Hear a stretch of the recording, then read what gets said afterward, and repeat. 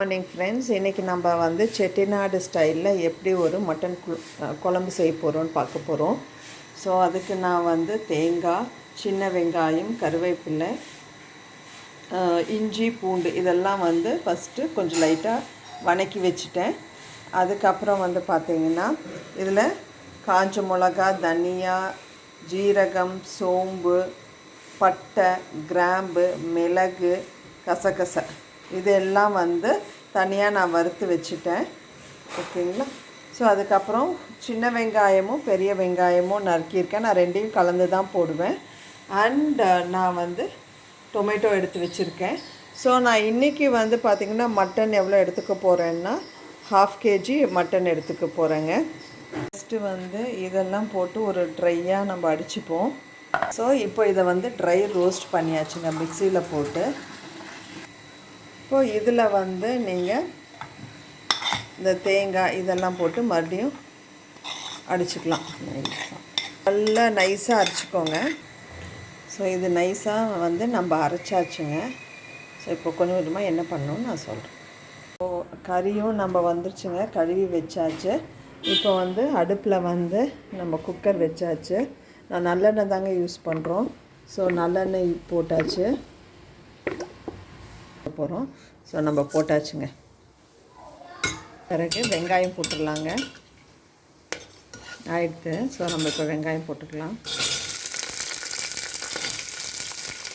வெங்காயம் போட்டு கொஞ்சம் கலரிடலாம். ஸோ இப்போ தக்காளி போட்டு நல்லா வணக்கட்டுங்க. வணங்கிட்ட பிறகு ஸோ தக்காளி வணங்கிடுச்சு. ஸோ நம்ம இப்போ வந்து மட்டன் போட்டுருவோம். அதில் போட்டு நல்லா கலரி விட்டுருவோம். இந்த மட்டன் கொஞ்சம் நல்லா வேகணுங்க. ஒரு 10 to 20 minutes வேகணும். ஓகேங்களா? இப்போ இதில் வந்து மஞ்சத்தூள் போட்டு கொஞ்சம் அந்த எண்ணெயிலே நல்லா வதங்கட்டுங்க. ஒரு 10 to 20 minutes. ஓகே. ஸோ இப்போ இந்த அரைச்ச மசாலா வந்து மறுபடியும் இதில் போட்டாச்சுங்க. அது ஒரு 10-15 minutes நல்லா வெந்துருச்சு. இப்போது இந்த அரைச்ச மசாலாவை இதில் போட்டு நல்லா ஒரு 2 நிமிஷம் நல்லா வதங்கட்டுங்க.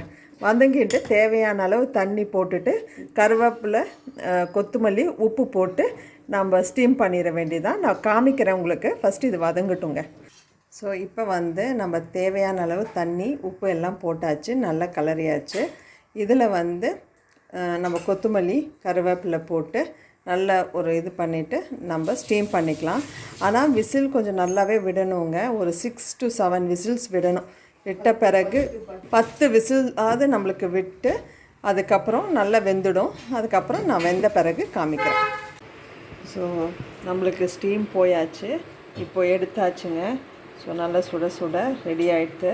ஸோ நம்ம இது இட்லி, தோசைக்கு சர்வ் பண்ணி சாப்பிட்றதுக்கும் நல்லாயிருக்கும். ஈவன் ரைஸ்க்குமே ரொம்ப நல்லாயிருக்கும்.